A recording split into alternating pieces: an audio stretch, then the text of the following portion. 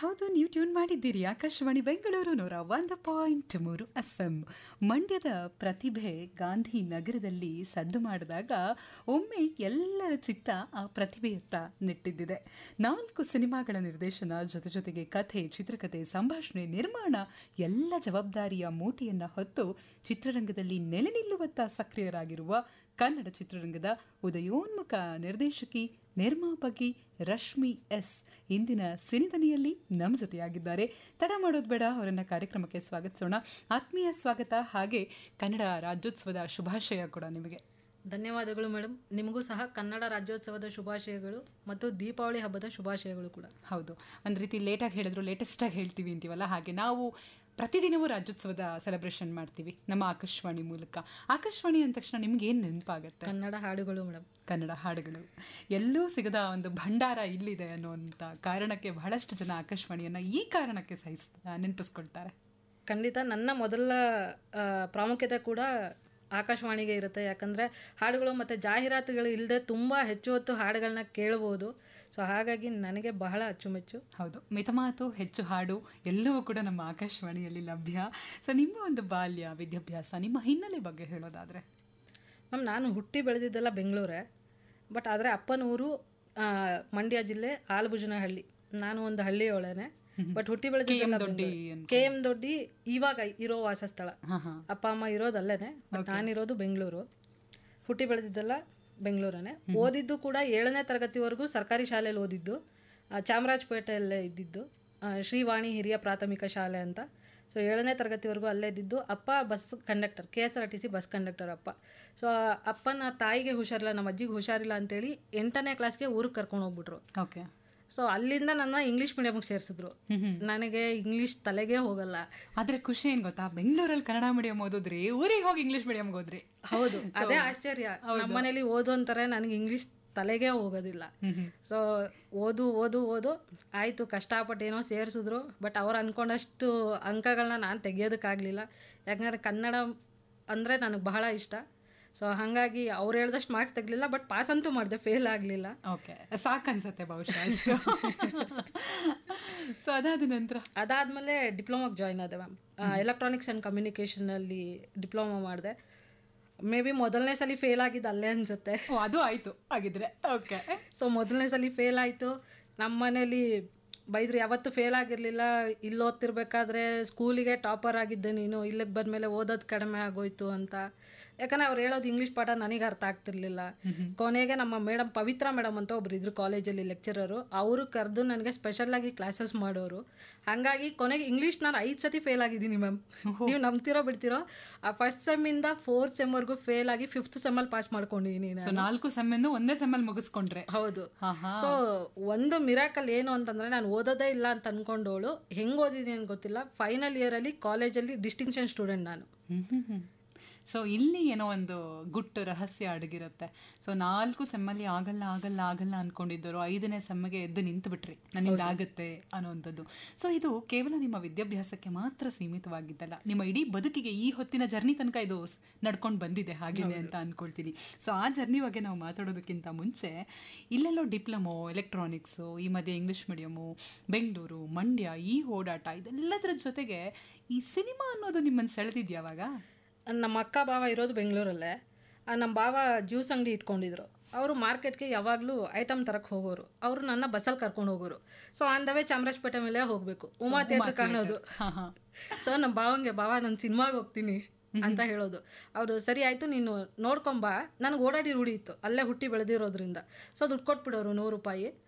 ಅವಾಗ ಹೋಗು, ಸಿನಿಮಾ ನೋಡು, ಆಮೇಲೆ ಮಧ್ಯಾಹ್ನದಷ್ಟಲ್ಲಿ ಮತ್ತೆ ಅಂಗಡಿಗೆ ಹೋಗ್ಬಿಡು ಅವ್ರಿಗೆ.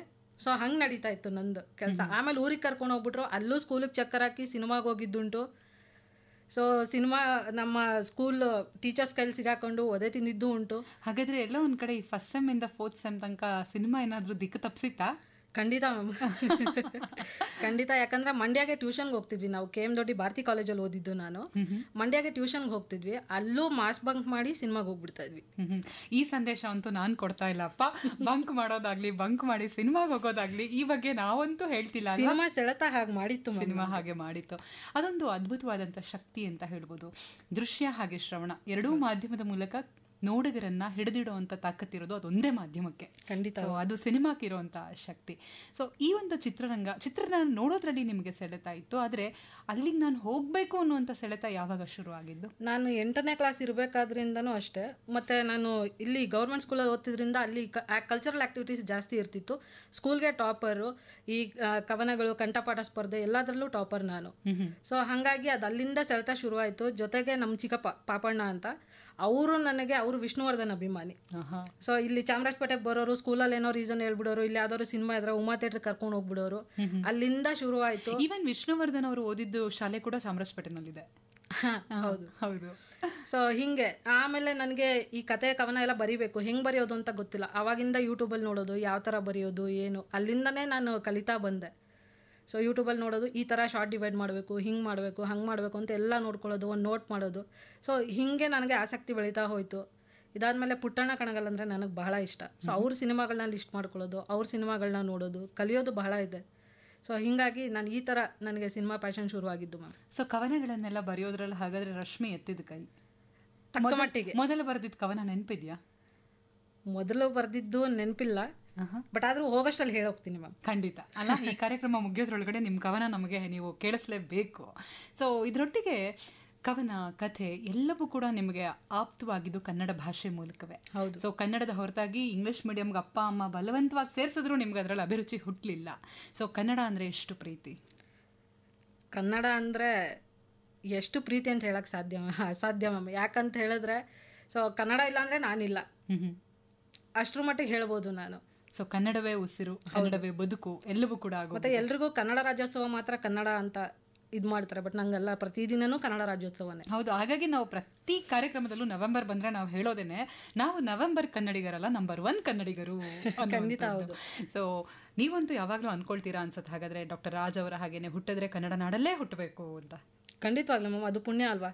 ಅಲ್ವೇ? ಹಾಗಿದ್ಮೇಲೆ ಈಗ ಈ ಹಾಡನ್ನ ಕೇಳಲಿಲ್ಲ ಅಂದ್ರೆ ಹೇಗೆ ನಾವು? ಖಂಡಿತವಾಗ್ಲೂ. ಸೊ ಈ ಹಾಡನ್ನ ಕೇಳಿಸ್ತೀನಿ. ಇದರೊಟ್ಟಿಗೆ ರಶ್ಮಿ ಅವರಿಗೆ ನಿಮ್ಮ ವಿಶಸ್ ಏನೇ ತಿಳಿಸೋದಿದ್ರು, ಅವರಿಗೆ ನೀವೇನೇ ಪ್ರಶ್ನೆ ಕೇಳೋದಿದ್ರು, ಖಂಡಿತ ನಿಮ್ಮ ಪ್ರಶ್ನೆಯನ್ನ, ನಿಮ್ಮ ವಿಶಸ್ನ ನಮಗೆ ರವಾನಿಸಬಹುದು ನಮ್ಮ ವಾಟ್ಸಪ್ ಸಂಖ್ಯೆಗೆ ಸಂದೇಶ ಕಳಿಸೋದ್ರ ಮೂಲಕ.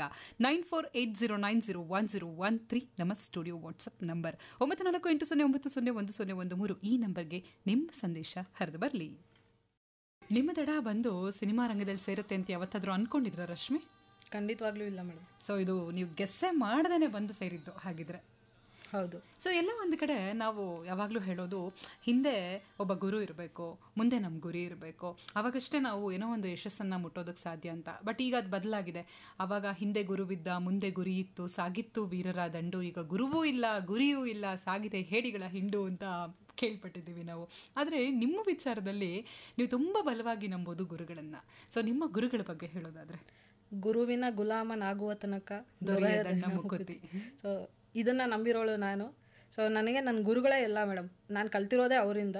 ಮುತ್ತುರಾಜ್ ಸರ್ ಮತ್ತು ಸತೀಶ್ ಜೋಶಿ, ಹಾವೇರಿಯವರು. ಸೊ ಅವರಿಬ್ಬರು ಇಲ್ಲಾಂದರೆ ನಾನು ಕನ್ನಡ ಚಿತ್ರರಂಗದಲ್ಲಿ ಇಷ್ಟು ಸಾಧನೆ ಮಾಡೋಕ್ಕೆ ಸಾಧ್ಯನೇ ಆಗ್ತಾ ಇರಲಿಲ್ಲ. ಈ ಮಂಡ್ಯಕ್ಕೂ ಹಾವೇರಿಗೂ ಗುರುಗಳು ಸಿಕ್ಕಿದ್ದು ಹೇಗೆ? ನಮ್ಮ ಅಕ್ಕ ಭಾವ ಇರೋದು ಬೆಂಗಳೂರಲ್ಲೇ ಅಂತ ಹೇಳಿದೆ. ನಾನು ನಂದು ಡಿಪ್ಲೊಮಾ ಮುಗಿದ ತಕ್ಷಣ ಇಂಜಿನಿಯರಿಂಗ್ ಜಾಯಿನ್ ಮಾಡಿಸಿದ್ರು ನನ್ನ. ಬಟ್ ಸಿನಿಮಾ ಮೇಲಿನ ಆಸಕ್ತಿ ನನಗೆ ಓದೋದಕ್ಕಾಗಲೇ ಇಲ್ಲ. Direct second year join. ನಾನು ಮನೇಲಿ ಓದೋದೇ ಇಲ್ಲ. ಅಷ್ಟರಲ್ಲಿ ನಮ್ಮ ಚಿಕ್ಕಪ್ಪ ಅಂತ ಹೇಳಿದ್ನಲ್ಲ, ಅವ್ರ ಕಡೆಯಿಂದ ಸಿನಿಮಾ ಆಫರ್ ಬಂತು ಅಸಿಸ್ಟೆಂಟ್ ಡೈರೆಕ್ಟ್ರಾಗಿ ಹೋಗೋದಕ್ಕೆ. ನಾನು ಕಾಲೇಜ್ ಬಿಟ್ಟು ಸೀದಾ ಬೆಂಗಳೂರಿಗೆ ಬಂದ್ಬಿಟ್ಟೆ. ಸೊ ಅಲ್ಲಿಗೆ ಎಂಡ್. ಅವ್ರು ಏನು ಮಾಡಿದ್ರು ನನ್ನ ತಲೆಗೆ ಹೋಗಲ್ಲ. ಸೊ ಸಿನಿಮಾ ಸೆಳೆತ ಹಂಗಿತ್ತು ನನಗೆ. ಹಾಗಾಗಿ ನಾನು ಬೆಂಗಳೂರಿಗೆ ಬಂದೆ. ಅಲ್ಲಿಂದ ನನಗೆ ನಮ್ಮ ಗುರುಗಳ ಪರಿಚಯ ಆಗಿದ್ದು. ಹೀಗೆ ನಾನೊಂದು ಆಲ್ಬಮ್ ಸಾಂಗ್ ಮಾಡಬೇಕು ಅಂತ ಹೊರಟಿದ್ದು. ಆವಾಗ ನನಗೆ ಒಬ್ಬರು ಸಂದೀಪ್ ಹೊನ್ನಳ್ಳಿ ಮತ್ತು ಸುನೀಲ್ ಹೊನ್ನಳ್ಳಿ ಅಂತಿದ್ರು, ಕ್ಯಾಮ್ರಾಮನ್ ಇವಾಗ ಅವರು. ಅವ್ರ ಕಡೆಯಿಂದ ಮುತ್ತುರಾಜ್ ಸರ್ ಸಿಕ್ಕಿದ್ದು. ಆಲ್ಬಮ್ ಸಾಂಗ್ ಮಾಡ್ಲಿಕ್ಕೆ ಹೋದಾಗ ಹಂಗೆ ಟೀಮ್ ಪರಿಚಯ ಆಗಿ ಜೊತೆಲಿ ಸೇರ್ಕೊಂಡಿದ್ದು. ಅವರು ಇಲ್ಲ, ನಿನ್ನಲ್ಲಿ ಏನೋ ಇದೆ, ನೀನು ಮಾಡ್ತೀಯಾ, ಮಾಡು, ನಿಂಗೆ ಕಲಿಯೋ ಆಸಕ್ತಿ ಇದೆ, ಕಲಿ ಅಂತ ಹೇಳಿ ಎಲ್ಲ ಹೇಳ್ಕೊಟ್ಟು ಇಲ್ಲಿವರೆಗೂ ಕರ್ಕೊಂಬಂದಿದ್ದಾರೆ ಮ್ಯಾಮ್. ಸೊ ಇಲ್ಲಿವರೆಗೂ ನಿಮ್ಮ ಜರ್ನಿ ಬಂದು ನಿಂತಿದೆ. ಆದರೆ ಯಾವುದೇ ಒಂದು ಕುಟುಂಬದಲ್ಲಿ ಇವಾಗ ಒಂದು ಓದ್ತಿರೋಂಥ ಹೆಣ್ಣು ಮಗಳು ತಕ್ಷಣಕ್ಕೆಲ್ಲೋ ವಿದ್ಯಾಭ್ಯಾಸನ ಮೊಟಕುಗೊಳಿಸಿ ನಾನು ಸಿನಿಮಾಗೆ ಹೋಗ್ತೀನಿ ಅಂತ ಹೇಳಿದಾಗ ಅದಕ್ಕೆ ಆಪೋಸ್ ಮಾಡೋದೇ ಜಾಸ್ತಿ ಇರುತ್ತೆ. ಎಸ್ಪೆಷಲಿ ಅಪ್ಪ ಅಮ್ಮ, ಬೇಡ ಇದೆಲ್ಲ ಹೆಣ್ಮಕ್ಳಿಗಲ್ಲ ಅಂತ ಹೇಳೋ ಅಂಥದ್ದೇ ಕೇಳ್ಪಟ್ಟಿರ್ತೀವಿ ನಾವು. ಆದರೆ ನಿಮ್ಮ ವಿಚಾರದಲ್ಲಿ ಹಾಗಾಗಲಿಲ್ವಾ? ಚಿಕ್ಕಪ್ಪನೇ ಸಪೋರ್ಟ್ ಮಾಡಿದ್ದಾರೆ? ಚಿಕ್ಕಪ್ಪ ಸಪೋರ್ಟ್ ಮಾಡಿದ್ರು, ಬಟ್ ಮನೇಲಿ ತುಂಬ ವಿರೋಧನೇ ಇತ್ತು. ಯಾರಿಗಾಗ್ಲಿ ನೀವು ಹೇಳ್ದಂಗೆ ಹೆಣ್ಮಕ್ಳನ್ನ ಅಷ್ಟು ಸುಲಭವಾಗಿ ಕಳ್ಸಲ್ಲ, ಅದರಲ್ಲೂ ಸಿನಿಮಾ ಇಂಡಸ್ಟ್ರಿಗೆ ಕಳ್ಸೋದಕ್ಕೆ ಚಾನ್ಸೇ ಇಲ್ಲ. ಹೌದು. ಮೊದಲದಾಗಿ ಏನು ಇದೆ ಅಂತಂದರೆ ಸಿನಿಮಾ ಅಂದರೆ ಸರಿ ಇಲ್ಲ ಅನ್ನೋದೇ ಇದೆ ಎಲ್ಲರ ತಲೆಯಲ್ಲಿ. ಇಲ್ಲ, ನಾನು ಸಾಧನೆ ಮಾಡಿದ್ರೆ ಇದರಲ್ಲೇ ಸಾಧನೆ ಮಾಡಬೇಕು, ನಾನು ಯಾವುದೇ ಕಾರಣಕ್ಕೂ ನೀವು ಓದೋಂದ್ರೂ ನಂಗೆ ಓದಲ್ಲ ಅಂತ ಹೇಳ್ಬಿಟ್ಟು ನಾನು ಬಂದ್ಬಿಟ್ಟೆ ಬೆಂಗಳೂರಿಗೆ. ಇಲ್ಲಿ ಹಠ ಮಾಡಿ ರಶ್ಮಿ ಸಿನಿಮಾ ರಂಗಕ್ಕೆ ಎಂಟ್ರಿ ಕೊಟ್ಟಿದ್ದಾಯ್ತು. ಸೊ ಹೇಗೆ, ಯಾವ ಚಿತ್ರದಲ್ಲಿ ಅಸಿಸ್ಟೆಂಟ್ ಆಗಿ ಕೆಲಸ ಮಾಡಿದ್ರಿ ಮೊದಲು? 2007ರಲ್ಲಿ ಈ ಜನ್ಮ ನಿನಗಾಗಿ ಅಂತ ಒಂದು ಸಿನಿಮಾ, ಮಂಡ್ಯ ನಾಗರಾಜ್ ಅವರು ನಿರ್ದೇಶಕರು, ಅದ್ರ ಮುಖಾಂತರ ನಾನು ಇಂಡಸ್ಟ್ರಿಗೆ ಬಂದಿದ್ದು ಮ್ಯಾಮ್. ಸೊ ಅಸಿಸ್ಟೆಂಟ್ ಕೆಲಸ ಅಂದರೆ ಸಾಧಾರಣವಾಗಿ ಅದು ಫಸ್ಟ್ ಟೈಮ್ ಅಸಿಸ್ಟೆಂಟ್ ಆಗಿ ಯಾವುದೋ ಮೊದಲನೇ ಚಿತ್ರಕ್ಕೆ ನಾವು ಕೆಲಸ ಮಾಡ್ತಾ ಇದ್ದೀವಿ ಅಂದರೆ ಪ್ರತಿಯೊಂದು ಕೆಲಸನೂ ಮಾಡಬೇಕು. ಅಲ್ಲಿ ಹೇಳೋದಕ್ಕಷ್ಟೇ ಒಂದು ಏನು ನಿರ್ದೇಶಕರಿಗೆ ಅಸಿಸ್ಟೆಂಟ್ ಆಗಿರ್ತೀವಿ ಅಂತ, ಆದರೆ ಅದ್ರ ಹೊರತಾಗಿ ಎಲ್ಲ ಕೆಲಸ ಮಾಡಿಸ್ತಾರೆ ಅಂತ ಕೇಳ್ಪಟ್ಟಿದ್ದೀವಿ. ನಿಮ್ಮ ವಿಚಾರದಲ್ಲೂ ಕೂಡ ಹಾಗೆ ಆಯಿತಾ? ಖಂಡಿತವಾಗ್ಲೂ ಹೌದು. ಮೊದಲನಾಗ ಏನಂದರೆ ನಾನು ಅವಾಗ 2007ರಲ್ಲಿ ರೀಲ್ ಇತ್ತು, ಡಿಜಿಟಲ್ ಇರಲಿಲ್ಲ ಅವಾಗ. ಸೊ ಈ ರೀಲಲ್ಲಿ ಕೆಲಸ ಮಾಡೋದು ಒಂಥರ ಬಹಳ ಚಾಲೆಂಜಿಂಗ್ ಆಗಿರ್ತಿತ್ತು. ಸೊ ಇದ್ರ ಥರ ಈಸಿಯಾಗೂ ಇರ್ತಿರ್ಲಿಲ್ಲ. ಮತ್ತು ನಮಗೆ ಹೊಸಬರಾಗಿರೋದ್ರಿಂದ ನಮಗೇನೂ ಗೊತ್ತಿರಲ್ಲ, ಎಲ್ಲ ಅವರಿಗೆ ಗೊತ್ತಿರೋದು ಅನ್ನೋದೊಂದಿರುತ್ತೆ. ನಮ್ಮನ್ನ ಯಾರು ಕ್ಯಾಮ್ರಾ ಹತ್ರ ಕೂಡ ಬಿಡ್ತಿರ್ಲಿಲ್ಲ. ಸ್ಕ್ರಿಪ್ಟು ಅವತ್ತಿನ ದಿನ ಏನು ಸೀನ್ ಇದೆ ಅದನ್ನು ಮಾತ್ರ ಸ್ಕ್ರಿಪ್ಟ್ ಪೇಪರ್ ಕೊಡೋರು, ಇದನ್ನು ಡೈಲಾಗ್ ಹೇಳ್ಕೊಡು, ಅವ್ರು ಕರೆಕ್ಟಾಗಿ ಹೇಳ್ತಿದ್ದಾರ ನೋಡ್ಕೋ, ಪ್ರಾಂಪ್ಟಿಂಗ್ ಬೇಕಾ ಪ್ರಾಂಪ್ಟಿಂಗ್ ಕೊಡು, ಅವ್ರ ಕಾಸ್ಟ್ಯೂಮ್ಸು ಕಂಟಿನ್ಯೂಟಿ ನೋಡ್ಕೋಬೇಕು. ಸೊ ಹಿಂಗಿರ್ತಿತ್ತು, ಕ್ಯಾಮ್ರಾ ಹತ್ರ ಬಿಡ್ತಿರ್ಲಿಲ್ಲ. ಕ್ಲಾಪ್ ಬೋರ್ಡು, ಕ್ಲಾಪ್ ಹೊಡಿಬೇಕು, ಸೊ ಈ ಟೇಕು ಇಷ್ಟರಲ್ಲೇ ಇರ್ತಿತ್ತು. ಅದರಲ್ಲೂ ನಾನು ಹಠ ಮಾಡಿ ಕಲಿತಾ ಇದ್ದಿದ್ದು, ಏನಾದರೂ ಮಾಡಿ ನಾನು ಕಲೀಲೇಬೇಕು ಅನ್ನೋದು ಒಂದು ಬಂತು ಮ್ಯಾಮ್. ಹೀಗೆಲ್ಲ ಇರಬೇಕಾದ್ರೆ ಇದರಲ್ಲಿ ಏನೋ ಒಂದಿದೆ. ಸೊ ಅವ್ರು ನಮ್ಮನ್ನು ಅಷ್ಟು ಹತ್ರಕ್ಕೂ ಬಿಟ್ಕೊಳ್ಳಲ್ಲ ಅಂತಂದ ಮೇಲೆ ಇದರಲ್ಲಿ ಇನ್ನೂ ಏನೋ ಇದೆ ಕಲಿಯೋವಂಥದ್ದು. ಸಮುದ್ರದಷ್ಟು ಆಳ ನಾವು ಎಷ್ಟು ಒಳಗಡೆ ಇಳಿತಾ ಇದ್ರು ಅದರ ಆಳ ಆಗಲ್ಲ ಅಷ್ಟೇ ಇದೆ. ಸೊ ಹಾಗಾಗಿ ನಾನು ಕಲಿಬೇಕು ಅನ್ನೋದೊಂದು ಅವಾಗಿಂದ ಬಂತು ನನಗೆ. ಸೊ ಯಾವಾಗ ನಿಮ್ಮನ್ನು ಈ ಸ್ಕ್ರಿಪ್ಟ್ ವರ್ಕ್ಗಾಗಲಿ ಅಥವಾ ಏನಿದೆ ಈ ಕಥೆ ಏನು ಇಂಥದ್ದು ಯಾವುದೇ ಒಂದು ಚರ್ಚೆಗೆ ನಿಮ್ಮನ್ನು ಸೇರಿಸ್ಕೊಳ್ಳಿಲ್ಲ ಅಂದಾಗ ನಿಮಗೆ ಆ ಕ್ಷಣದಲ್ಲೇ ಅನಿಸುತ್ತಾ ಈ ಕೆಲಸ ಎಲ್ಲ ನಾನೇ ಮಾಡಬೇಕು ಇಂಡಿಪೆಂಡೆಂಟ್ ಆಗಿ ಅಂತ? ಖಂಡಿತವಾಗ್ಲೂ ಮ್ಯಾಮ್. ಯಾಕಂದರೆ ಅವರು ನಾನು ಏನೇ ಮಾಡಿದ್ರು ನನ್ನನ್ನು ತೆಗ್ದಾಕ್ತಿರ್ಲಿಲ್ಲ. ಯಾಕಂತೇಳಿದ್ರೆ ನನಗೆ ಕನ್ನಡ ಹಿಡಿತ ಅಂದರೆ ಕನ್ನಡ ಭಾಷೆ ಮೇಲೆ ಹಿಡಿತ ಸ್ವಲ್ಪ ಚೆನ್ನಾಗಿದೆ. ಕನ್ನಡ ಟೈಪಿಂಗ್ ಕಲಿತಿದ್ದೆ ನಾನು. ಹಂಗಾಗಿ ಅಲ್ಲಿರೋರ್ಗೆ ಯಾರಿಗೂ ಕನ್ನಡ ಬರೆಯೋಕ್ಕೂ ಬರ್ತಿರ್ಲಿಲ್ಲ, ಓದೋದು ಅಷ್ಟಕ್ಕಷ್ಟೇ. ಅಸಿಸ್ಟೆಂಟ್ಗಳು ಬೇರೆಯವರೆಲ್ಲ ಬರೋರಲ್ಲ ಅವರಿಗೆ. ಹಾಗಾಗಿ ಅವ್ರು ನನ್ನನ್ನು ತೆಗ್ದಾಕಲ್ಲ ಅನ್ನೋದೊಂದು ಧೈರ್ಯ ನನಗೆ. ಹಾಗಾಗಿ ನಾನು ಏನೇ ಆದರೂ ನಾನು ಮಾಡ್ತೀನಿ. ಅವಾಗ ಅವ್ರು ಡೈಲಾಗ್ ಅವ್ರು ಬಾಯಲ್ಲಿ ಹೇಳಿದ್ರು ಪಟ್ ಪಟ್ ಅಂತ ಟೈಪ್ ಮಾಡ್ತಿದ್ದಿದ್ದು ನಾನೇ. ಅವಾಗ ಮುಂಚೆನೇ ನಂಗೆ ಸ್ಕ್ರಿಪ್ಟ್ ಗೊತ್ತಾಗೋದು. Okay okay. ಸೊ ಈ ಮಧ್ಯೆ ಎಲ್ಲೋ ಒಂದು ಕಡೆ ಇವಾಗ ನೀವೇ ಸ್ಕ್ರಿಪ್ಟ್ ಟೈಪ್ ಮಾಡ್ತಾ ಇದ್ರಿ ಅಂತ ಹೇಳಿದ್ರಿ. ಸೊ ಮಾಡೋವಾಗ್ಲೇ ನಿಮ್ಮ ತಲೆಗೆ ಇದನ್ನು ಹಿಂಗೆ ಚೇಂಜ್ ಮಾಡಿದರೆ ಚೆನ್ನಾಗಿರ್ತಿತ್ತು, ಇದೆಲ್ಲೋ ಸರಿಗಿಲ್ಲ ಅಂತ ಹೇಳಿ ಏನಾದರೂ ನೀವು ಸಜೆಷನ್ ಕೊಟ್ಟಾಗ ಅವ್ರು ಸ್ವೀಕಾರ ಮಾಡಿದ್ದು ಅಥವಾ ತಿರಸ್ಕಾರ ಮಾಡಿದ್ದಾರೆ ಮ್ಯಾಮ್, ಅಂಥದ್ದೆಲ್ಲ ಅನುಭವ ಆಗಿದೆ? ಸೊ ಹೇಗೆ ಅನ್ನಿಸ್ತಿತ್ತು ಅವಾಗ? ಇಲ್ಲ, ಅವಾಗ ಇದು ಅವ್ರ ಕೂಸು, ಅವ್ರ ಮಗು, ಅವ್ರಿಗೆ ಹೆಂಗೆ ಬೇಕು ಹಂಗೆ ಬೆಳೆಸ್ಕೊಳ್ಳಿ, ನನ್ನದು ಅಂತ ಒಂದು ಮಗು ಆಗಬೇಕಾದ್ರೆ ಅದನ್ನು ನಾನು ಹೆಂಗೆ ಬೆಳೆಸ್ಬೇಕು ಅನ್ನೋದು ನನ್ನ ತಲೆಯಲ್ಲಿರುತ್ತೆ. ಸೊ ಹಂಗಿರ್ತಿದ್ದೆ ನಾನು. ಅವಾಗ ಯಾರಿಗೂ ಏನೂ ಹೇಳೋಕ್ಕೆ ಹೋಗ್ತಿರ್ಲಿಲ್ಲ. ಅವ್ರೇನು ಹೇಳಿದ್ರು, ನಿನ್ನ ಕೆಲಸ ಏನು ಕಲಿಯೋದು ಅಷ್ಟೇ, ನಿನ್ನ ಗುರಿಯಾಗಿರಬೇಕು, ಏನೂ ಹೇಳೋಕ್ಕೆ ಹೋಗ್ಬೇಡ, ನಿಂದು ಅಂತ ಬಂದಾಗ ನೀನು ಮಾಡಿ ತೋರಿಸು ಅನ್ನೋ ಮಟ್ಟಕ್ಕೆ ಇದಾಗೋದೆ ನಾನು. ಸೊ ಅಲ್ಲಿಗೆ ನೀವು ಫಿಕ್ಸ್ ಆಗಿದ್ರಿ, ನಾ ಹೀಗೆ ಇರಬೇಕು, ಈ ಇಂಡಸ್ಟ್ರಿ ಜೊತೆ ಹೀಗೆ ಇದ್ದು ಕಲಿಬೇಕು ಅನ್ನೋಂಥದ್ದು. ಸೊ ಅಸಿಸ್ಟೆಂಟ್ ಕೆಲಸ ಅಂತ ಬಂದಾಗ ನಿಮಗೆ ಬೇರೆ ಎಲ್ಲ ಕೆಲಸಕ್ಕೂ ನಿಮ್ಮನ್ನು ಸೇರಿಸ್ಕೊಂಡು ಈ ರೀತಿ ಒಂದು ಸ್ಕ್ರಿಪ್ಟು ಇನ್ನೊಂದು ಚರ್ಚೆಗೆ ನಿಮ್ಮನ್ನು ಸೇರಿಸ್ಕೊಳ್ಳದೆ ಇದ್ದಂಥ ಒಂದು ಸ್ಥಿತಿಯಲ್ಲಿ ಅವರಿಗೆ ನೀವು ಡೈಲಾಗ್ ಹೇಳ್ಕೊಡೋದನ್ನು, ಆ ಡೈಲಾಗ್ ಏನಿದೆ ಅದನ್ನು ಅವ್ರ ಹತ್ರ ಕರೆಕ್ಟಾಗಿ ಹೇಳಿಸು ಮಾಡಿಸು ಅಂತ ಹೇಳುವಾಗ ಆ ಒಂದು ಡೈಲಾಗ್ ಡೆಲಿವರಿ ಮಾಡುವಂಥದ್ದು, ಇದಕ್ಕೆ ಇದೇ ಭಾವ ತುಂಬಬೇಕು, ಈ ರೀತಿಯಲ್ಲೇ ಹೇಳಬೇಕು ಅನ್ನುವಂಥದ್ದಕ್ಕೆ ನಿಮಗೇನಾದರೂ ತರಬೇತಿ ಇತ್ತಾ? ರಂಗಭೂಮಿ ಹಿನ್ನೆಲೆ ಏನಾದರೂ ಇತ್ತಾ ನಿಮಗೆ? ಮ್ಯಾಮ್, ಆ ಥರ ನಾನು ಯಾವುದೇ ತರಬೇತಿ ತೊಗೊಂಡು ಬರಲಿಲ್ಲ ಇಂಡಸ್ಟ್ರಿಗೆ. ಮತ್ತು ನಾನು ಯಾವುದೇ ಕ್ಲಾಸ್ಗಳಿಗೂ ಹೋಗಲಿಲ್ಲ. ಚಿಕ್ಕ ವಯಸ್ಸಲ್ಲಿ ಅಮ್ಮ ಕತೆ ಹೇಳ್ತಿದ್ರು, ಅದು ಮಾತ್ರ ನೆನಪಿದೆ. ಮತ್ತು ನನ್ನ ಸೋದರ ಮಾವ, ಅಮ್ಮನ ತಮ್ಮ, ಅವರು ಡ್ರಾಮಾಗಳಿಗೆ ಹೋಗ್ತಿದ್ರು. ನಮ್ಮ ಚಿಕ್ಕಪ್ಪ ಸಿನಿಮಾಗಳಿಗೆ ಕರ್ಕೊಂಡು ಹೋಗ್ತಿದ್ರು. ಅದು ಬಿಟ್ಟರೆ ನಾನು ಸಿನಿಮಾಗಳು ನೋಡ್ತಿದ್ದೆ. ಒಟ್ಟಾರೆ ನಿಮ್ಮ ಸುತ್ತ ಒಂದು ರೀತಿಲಿ ಕಲೆ ಇತ್ತು. ಹೌದು, ಅದು ನನಗೆ ಗೊತ್ತಿರಲಿಲ್ಲ. ಅಮ್ಮ ಕತೆ ಹೇಳ್ತಿದ್ರು ಅಂತ ಹೇಳಿದ್ರಿ. ಸೊ ಅಮ್ಮ ಕತೆ ಹೇಳ್ತಿದ್ದಂಥ ರೀತಿ ನಿಮ್ಮ ಮೇಲೆ ಹೇಗೆ ಪ್ರಭಾವವನ್ನು ಬೀರಿದಿದೆ? ಅಮ್ಮ ಕತೆ ಹೇಳ್ತಿದ್ರು ಅಂದರೆ ಅವರಿಗೆ ಕಾದಂಬರಿಗಳು ಓದೋ ಹುಚ್ಚು ಜಾಸ್ತಿ. ಯಾವ್ದಾದ್ರು ಒಂದು ಬುಕ್ ಹಿಡ್ಕೊಂಡ್ರೆ ಅದು ಮುಗಿಸೋವರೆಗೂ ಸಮಾಧಾನ ಇರ್ತಿರ್ಲಿಲ್ಲ. ಸೊ ಅದನ್ನು ನೋಡಿ ನೋಡಿ ಇವ್ರು ಇಷ್ಟು ಓದ್ತಾರಲ್ಲ ಅಂಥದ್ದು ಅದರಲ್ಲಿ ಏನೋ ಇದೆ, ಸೆಳೆತ ಒಂದು ಇದಿರುತ್ತಲ್ವ. ಸೊ ಅವಾಗ ಅಂದ್ಕೊಂಡೆ, ಅವಾಗ ಹೇಳೋರು, ಇದು ನೋಡು ಈ ಥರ ಇದೆ ಕತೆ ಹಿಂಗೆ ಅಂತ. ಸೊ ಅವಾಗೆಲ್ಲ ನಮ್ಮ ಮನೇಲಿ ಟಿ ವಿ ಇರಲಿಲ್ಲ, ಪಕ್ಕದ ಮನೆಗೆ ಹೋಗಿ ನೋಡಬೇಕಿತ್ತು. ಟಿ ವಿ ಮುಂದಕ್ಕೆ ಹೋಗಿ ಕುತ್ಕೊಂಡ್ಬಿಟ್ರೆ ಮತ್ತೆ ಪ್ರತಿ ಶುಕ್ರವಾರ ಚಿತ್ರಮಂಜರಿ ಬರೋದು. ಸಿನಿಮಾ ಅಂದರೆ ಅಲ್ಲಿಂದನೂ ಅಟ್ರಾಕ್ಷನ್ ನಮಗೆ. ಹೋಗಿ ಟಿ ವಿ ಮುಂದೆ ಕುತ್ಕೊಳ್ಳೋದು. ನಮ್ಮಮ್ಮ ಕೋಲ್ ತೊಗೊಂಬಂದು ಹೊಡೆದು ಕರ್ಕೊಂಡು ಹೋಗೋರು. ಆ ಮಟ್ಟಕ್ಕೆ ಮಾಡೋರು, ನೀನು ಹಿಂಗೆ ಮಾಡ್ತೀಯ ಅಂತ. ಕೊನೆಗೆ ನನ್ನ ಸೋದರ ಮಾವ ನಮ್ಮ ಮನೆಗೆ ಟಿ ವಿ ತಂದುಕೊಟ್ರು. ಇವಳಿಗೆ ಟಿ ವಿ ಜಾಸ್ತಿ, ಬೇರೆಯವ್ರ ಮನೆಗೆ ಹೋಗೋದು ಬೇಡ, ಅಟ್ಲೀಸ್ಟ್ ಮನೇಲೇ ಸಿನಿಮಾ ನೋಡ್ಕೊಂಡು ಟಿ ವಿ ನೋಡ್ಕೊಂಡು ಇರಲಿ ಅಂತ ಇದು ಮಾಡೋರು. ಸೊ ಬಹುಶಃ ಅದೆಲ್ಲ ಒಂದು ರೀತಿ ನಿಮಗೆ ಒಂದು ಧಮಾಕ ಸಿಕ್ದಂಗೆ, ಮನೆಗೆ ಟಿ ವಿ ಬಂದಮೇಲೆ ಆಸಕ್ತಿ ಇನ್ನೂ ಜಾಸ್ತಿ ಆಯಿತು ಅನ್ಸುತ್ತೆ. ಹೌದು ಮ್ಯಾಮ್. ಸೊ ಚಿತ್ರರಂಗದ ಬಗ್ಗೆ, ಇದರೊಟ್ಟಿಗೆ ರಮ್ಯಾ ಅವರೊಟ್ಟಿಗಿನ ನಿಮ್ಮ ಸ್ನೇಹದ ಬಗ್ಗೆ ನಾನು ಕೇಳಲೇಬೇಕು. ಸೊ ನಮ್ಮ ಮೋಹಕ ತಾರೆ ರಮ್ಯಂಗೂ ನಿಮಗೂ ತುಂಬ ಆತ್ಮೀಯವಾದಂಥ ಸ್ನೇಹ ಇದೆ. ಆ ಸ್ನೇಹ ಸಿಕ್ಕಿದ್ದು ಹೇಗೆ? ಮ್ಯಾಮ್ ನಾನು ಅವ್ರ ಅಭಿಮಾನಿ. ಅಭಿಮಾನಿ. ಸ್ನೇಹ ಅನ್ನೋದು ತುಂಬ ದೊಡ್ಡ ಮಾತು, ಅಷ್ಟೊಂದು ಇದೆಯೋ ಇಲ್ವೋ ನನಗೆ ಗೊತ್ತಿಲ್ಲ. ನಾನು ಅವ್ರ ಅಭಿಮಾನಿ ಅಂತ ಹೇಳ್ಕೊಳಕ್ಕೆ ಇಷ್ಟಪಡ್ತೀನಿ. ಇವತ್ತು ರಶ್ಮಿ ಅನ್ನೋರು ಒಬ್ಬರು ಇದ್ದಾರೆ, ಈ ಮಟ್ಟಕ್ಕೆ ಸಾಧನೆ ಮಾಡಿದ್ದಾರೆ ಅಂದರೆ ಅದಕ್ಕೆ ನನ್ನ ರಮ್ಯಾ ಅವರೇ ಕಾರಣ ಅಂತ ಹೇಳಕ್ಕೆ ಇಷ್ಟಪಡ್ತೀನಿ ನಾನು. ನಮ್ಮ ಮೋಹಕ ಥರ ರಮ್ಯಾ ಅವರು. ಸೊ ಅವರ ಅಭಿಮಾನಿ ಸಂಘವನ್ನು ಕೂಡ ನೀವು ಕಟ್ಟಿದ್ದೀರಿ. ನಾನು ಮತ್ತು ಭರತ್ ಅಂತ ಅವರು ಎಲ್ಲರೂ ನಾವು ಹಿಂಗೆ ಡಿಸ್ಕಸ್ ಮಾಡ್ಬೇಕಾದ್ರೆ ರಮ್ಯಾ ಅಭಿಮಾನಿಗಳು ಯಾರ್ಯಾರಿದ್ದಾರೆ ಇಲ್ಲಿ, ಯಾರಿಗೂ ನಾಯಕರಿಗೆ ಒಂದು ಸಂಘ ಅನ್ನೋದಿರಲಿಲ್ಲ. ನಾವೆಲ್ಲ ರಮ್ಯಾನ ಅಷ್ಟು ಪ್ರೀತಿ ಮಾಡೋರು, ಯಾಕೆ ಒಂದು ಸಂಘ ಕಟ್ಟಬಾರ್ದು ಅನ್ನೋದು ಒಂದು ತಲೆಗೆ ಬಂತು. ಆವಾಗ ಹಿಂಗೆ ಡಿಸ್ಕಸ್ ಮಾಡಿದಾಗ ಮಾಡಬೇಕು ಅಂತೇಳಿ ರಮ್ಯಾ ಅವ್ರ ಹತ್ರನೂ ಮಾತಾಡಿದಾಗ ಅವ್ರು ಫಸ್ಟು ಬೇಡ ಅಂತಲೇ ಹೇಳಿದ್ರು, ಏನಕ್ಕೆ ಇದೆಲ್ಲ ಅಂತ. ಇಲ್ಲ ಬೇಕು ಅಂತ ಹೇಳಿ Sandalwood queen Ramya fans association ಅಂತ SQRFA ಅನ್ನೋದು ಒಂದು ಸಂಘ ಶುರು ಮಾಡಿದ್ವಿ. ಸೊ ಆ ಸಂಘದ ಮೂಲಕ ರಮ್ಯಾ ಅವರು ಒಂದು ಏನೋ ಅವರು ಚಿತ್ರರಂಗದಲ್ಲಿ ಗಟ್ಟಿಯಾಗಿ ನೆಲೆ ನಿಲ್ಲೋದಕ್ಕೋ ಅಥವಾ ಅವ್ರ ಹೆಸರು ನಿಲ್ಲೋದಕ್ಕೋ ನೀವು ಇವತ್ತಿಗೂ ಕೂಡ ಶ್ರಮಿಸ್ತಾ ಇದ್ದೀರಿ. ಅಲ್ಲ, ಅವ್ರು ಆಲ್ರೆಡಿ ನೆಲೆ ನಿಂತ್ಬಿಟ್ಟಿದ್ರು ಮೇಡಮ್. ಅದಾದ ನಂತರ ಶುರುವಾಗಿದ್ದು ನಿಮ್ಮ ಸಂಘ. ಸೊ ಇಲ್ಲಿ ಎಲ್ಲ ಒಂದು ಕಡೆ ನೀವು ಮಂಡ್ಯ, ಜೊತೆಗೆ ಅವರು ಕೂಡ ಮಂಡ್ಯಕ್ಕೆ ತುಂಬ ಹತ್ತಿರವಾದಂಥವ್ರು. ಈ ಮಧ್ಯೆ ನಿಮ್ಮ ಸಿನಿಮಾಗಳಿಗೆ ನಿಮಗಾಗಿಯೇ ಅಂತಲೇ ಅವ್ರು ಏನಾದರೂ ಡೇಟ್ಸ್ ಕೊಟ್ಟಿದ್ದು, ನಿಮಗಾಗಿ ಏನಾದ್ರು ಹೆಲ್ಪ್ ಮಾಡಿದ್ದು, ಆ ಥರದ್ದು ಏನಾದರೂ ಇದೆಯಾ? ಮ್ಯಾಮ್ ಡೇಟ್ಸ್ ತೊಗೊಳ್ಳೋಷ್ಟು ಇನ್ನೂ ನಾನು ಬೆಳೆದಿಲ್ಲ ಅಂತ ಅನ್ಕೊತೀನಿ. ಬಟ್ ಅವರಿಗೆ ಅಂತ ಒಂದು ಕತೆ ಅಂತೂ ಮಾಡ್ಕೊಂಡಿದ್ದೀನಿ. ಅವ್ರು ಯಾವಾಗ ಮಾಡ್ತಾರೆ ಅಂತಾರೆ, ಅವ್ರಿಗೆ ಶಿವಣ್ಣಂಗೆ ಅಂತ ಒಂದು ಕತೆ ಮಾಡ್ಕೊಂಡಿದ್ದೀನಿ. ಅದು ಅವರಿಬ್ಬರೇ ಮಾಡಬೇಕು, ಇಲ್ಲಾಂದರೆ ನಾನು ಯಾರಿಗೂ ಮಾಡಲ್ಲ ಆ ಕತೆನ. ಆ ಮಟ್ಟಕ್ಕೆ ಸಿದ್ಧ ಆಗಿದೆ ಕತೆ. ಹೌದು. ಸೊ ಹಾಗಿದ್ರೆ ಒಂದು ದೊಡ್ಡ ಪ್ರಾಜೆಕ್ಟ್ ಮುಂದೆ ನಾವು ನಿರೀಕ್ಷೆ ಮಾಡಬಹುದು. ಖಂಡಿತವಾಗ್ಲೂ ಮ್ಯಾಮ್. ಸೂಪರ್. ಈಗ ಅವರದ್ದೇ ಅಭಿನಯದ ನಿಮ್ಮ ಫೇವ್ರೆಟ್ ಗೀತೆ ನಿಮಗಾಗಿ ಪ್ರಸಾರವಾಗ್ತಾ ಇದೆ. ಇದರೊಟ್ಟಿಗೆ ನಮ್ಮ ಕೇಳುಗರ ಸಂದೇಶ ಕೂಡ ನಿಮಗೆ ಕಾಯ್ತಾ ಇದೆ. ಅವರ ಸಂದೇಶಗಳ ಕಡೆ ಕೂಡ ಗಮನ ಕೊಡ್ತೀನಿ. ಜೊತೆಗೆ ಮತ್ಯಾರು ವಿಶಸ್ ಹೇಳಿಲ್ಲ ಇನ್ನೂ ಅಥವಾ ಪ್ರಶ್ನೆ ಕೇಳಬೇಕು ಅಂತ ಹೇಳಿ ಅನ್ನಿಸ್ತಾ ಇದೆ, ಖಂಡಿತ ನಿಮ್ಮ ಸಂದೇಶವನ್ನು ನಮಗೆ ರವಾನಿಸಬಹುದು. ನಮ್ಮ ವಾಟ್ಸಪ್ ಸಂಖ್ಯೆ 9480901013. ಚಿತ್ರ ಅವರ ದನಿಯಲ್ಲಿ ಆಕಾಶ್ ಚಿತ್ರದ ಗೀತೆಯನ್ನು ಕೇಳಿದ್ರಿ. ಸೊ ಅಮ್ಮನ ಕಥೆಗಳು, ಅಮ್ಮ ಹೇಳ್ತಿದ್ದಂಥ ಕಾದಂಬರಿಗಳನ್ನು ಕೇಳ್ತಾ ಜೊತೆಗೆ ಪುಟ್ಟಣ ಕಣಗಾಲ್ ಅವರ ಸಿನಿಮಾ ಅಂದ್ರೇ ನಿಮಗೆ ಪ್ರಾಣ ಇತ್ತು. ಸೊ ಅವರ ಸಿನಿಮಾಗಳನ್ನು ಪದೇ ನೋಡ್ತಾ ಎಲ್ಲ ಒಂದು ಕಡೆ ಸಿನಿಮಾ ಅಂದರೆ ಹೀಗೆ ಇರಬೇಕು, ಹೀಗೆ ಕಟ್ಕೊಡ್ಬೇಕು, ಅದರಲ್ಲೊಂದು ಸಾಮಾಜಿಕ ಸಂದೇಶ ಇರಬೇಕು ಅನ್ನೋದು ನಿಮಗೆ ಆಗಿಂದನೇ ಜೊತೆಯಾಗ್ತಾ ಬಂತು. ಈ ಮಧ್ಯೆ ಅಸಿಸ್ಟೆಂಟ್ ಆಗಿ ಬೆಂಗಳೂರಿಗೆ ಬರ್ತೀರಿ, ಕೆಲಸ ಶುರು ಮಾಡ್ಕೊಳ್ತೀರಿ, ನಿಮ್ಮದೇ ಒಂದು ಸಿನಿಮಾ ಮಾಡಬೇಕು, ನಿಮ್ಮದೊಂದು ಕೂಸನ್ನು ನೀವು ಹೆರಬೇಕು ಸಿನಿಮಾ ಆಗಿ ಅನ್ನೋದು ಯಾವಾಗ ಆಯಿತು ಇಂಡಸ್ಟ್ರಿನಲ್ಲಿ? 2018ರಲ್ಲಿ ಭೂತಕಾಲ ಅಂತ ಒಂದು ಸಿನಿಮಾ ಮಾಡಿದೆ ಮ್ಯಾಮ್. ಡೈಲಾಗ್ ಸಂಭಾಷಣೆಕಾರರಾಗಿ ಕೆಲಸ ಮಾಡಿದೆ ಆ ಸಿನಿಮಾಗೆ. ಸೊ ಅದರಲ್ಲೂ ಕೆಲವೊಂದು ನನಗೆ ತುಂಬ ಆತ್ಮೀಯರು ಅಂತ ಅಂದ್ಕೊಂಡು ನಾನು ಕೆಲಸ ಮಾಡಿಕೊಟ್ಟೆ. ಅಷ್ಟರೊಳಗಾಗಲೇ ಸಿನಿಮಾದ ಆಳ ಆಗಲ್ಲ ಎಲ್ಲ ತಿಳ್ಕೊಂಡಿದ್ದೆ. ಬ್ಯಾಕ್ ಆ್ಯಂಡ್ ಪ್ರೋಸೆಸ್ಸಲ್ಲೂ ನಾನು ಕೆಲಸ ಮಾಡ್ತಾಯಿದ್ದೆ. ಸೊ ನಾನೇನಾದ್ರು ಸಾಧನೆ ಮಾಡಬೇಕು, ನನ್ನ ಹೆಸರು ಎಲ್ಲ ಕಡೆ ಕಾಣಿಸ್ಬೇಕು ಅನ್ನೋದು ಒಂದಿತ್ತು. ಸೊ ಹಳ್ಳಿಯವಳುಗಳಿಗೇನು ಗೊತ್ತಿಲ್ಲ ಅನ್ನೋದೆಲ್ಲ ಇರ್ತಿತ್ತು. ತುಂಬ ಇದು ಮಾಡೋರು. ಇದ್ರ ಮಧ್ಯೆ ನಾನು ಏನಾದರೂ ಮಾಡಲೇಬೇಕು ಅನ್ನೋದೊಂದಿತ್ತು. ಅಷ್ಟರಲ್ಲಿ ನಮ್ಮ ಮನೆಗೂ ಆಲ್ರೆಡಿ ನಿನ್ನ ಸಿನಿಮಾ ಮಾಡಲೇಬೇಡ, ಸಿನಿಮಾಯಿಂದ ₹1 ಬರ್ತಾ ಇಲ್ಲ ನಿನಗೆ, ಎಲ್ಲನೂ ನಾವೇ ನೋಡ್ಕೋಬೇಕು, ನಿನ್ನ ಖರ್ಚಿಗೂ ನಾವೇ ಕೊಡಬೇಕು, ಈ ಕಡೆ ಓದು ಅಂದರೆ ಓದಲಿಲ್ಲ, ಕೆಲ್ಸಕ್ಕೆ ಹೋಗು ಅಂದರೆ ಕೆಲ್ಸಕ್ಕೆ ಹೋಗಲ್ಲ, ಬೇಕಾಗಿಲ್ಲ ಅಂತ ಹೇಳಿದ್ರು. ಸರಿ ಯಾರಿಗೂ ಹೇಳ್ದೆ ಕೇಳಿದೆ 4 ಜೊತೆ ಬ್ಯಾಗ್ ಬಟ್ಟೆಗೆ ಹಾಕೊಂಡು ಮನೆ ಬಿಟ್ಟೆ ಬಂದ್ಬಿಟ್ಟೆ ನಾನು. ನನಗೆ ಸಿನಿಮಾ ಬಿಟ್ಟು ಏನೂ ಇಲ್ಲ, ನಾನು ಸಾಧನೆ ಮಾಡಿದ್ರೆ ಸಿನಿಮಾದಲ್ಲೇ ಸಾಧನೆ ಮಾಡಬೇಕು ಅಂತೇಳಿ ಮೊಬೈಲ್ ನಂಬರ್ ಆಫ್ ಮಾಡಿ ಹೊಸ ನಂಬರ್ ತೊಗೊಂಡು, ಅವಾಗ ನನ್ನ ಹತ್ರ ದುಡ್ಡು ಬೇರೆ ಇರಲಿಲ್ಲ. ಎಷ್ಟು ದಿನ ಮನೆ ಬಿಟ್ಟು ಆಚೆ ಇದ್ರಿ? 4 ವರ್ಷ ಆಚೆ ಇದ್ದೆ. 4 ವರ್ಷ.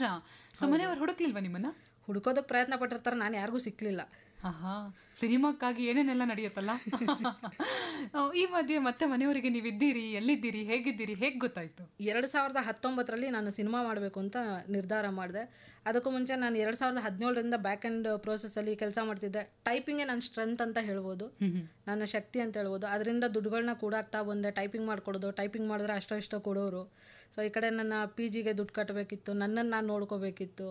ಇದ್ರ ಮಧ್ಯೆ ನಾನು ಹಣ ಉಳಿಸಿ ಮತ್ತು ನಾನು ಏನೇನು ನನ್ನ ಸ್ನೇಹವಲಯ ಏನಿದೆ ಅದರ ಸಹಾಯದಿಂದ ನಾನು ಒಂದು ಸಿನಿಮಾ ಮಾಡೋಕ್ಕೆ ಮುಂದೆ ಬಂದೆ. ಅದಕ್ಕೆ ನನಗೆ ಜೊತೆಯಾದವರು ನನ್ನ ಫ್ರೆಂಡ್ ಪೂರ್ಣಶ್ರೀ ಅಂತ. ಅವರು ನಾನು ಇಬ್ಬರು ಸೇರಿ ಜಂಟಿಯಾಗಿ ಮೊದಲನೇ ಚಿತ್ರ ನಿರ್ದೇಶನ ಮಾಡಿದ್ದು ಶ್ರೀ ಕಬ್ಬಾಳಮ್ಮನ ಮಹಿಮೆ ಅಂತ 2019ರಲ್ಲಿ. ನಾನು ದೊಡ್ಡ ದೊಡ್ಡ ನಿರ್ಮಾಪಕರಿಗೆಲ್ಲ ಕತೆ ಹೇಳಕ್ಕೆ ಹೋದಾಗ ಅವ್ರು ಹೇಳ್ತಿದ್ದು ಒಂದೇ, ನಿನಗೆ ಟ್ಯಾಲೆಂಟ್ ಇದೆ, ನೀನು ಮಾಡುವಂಥ ಯಾವತ್ತೂ ಯಾರೂ ಹೇಳಲಿಲ್ಲ.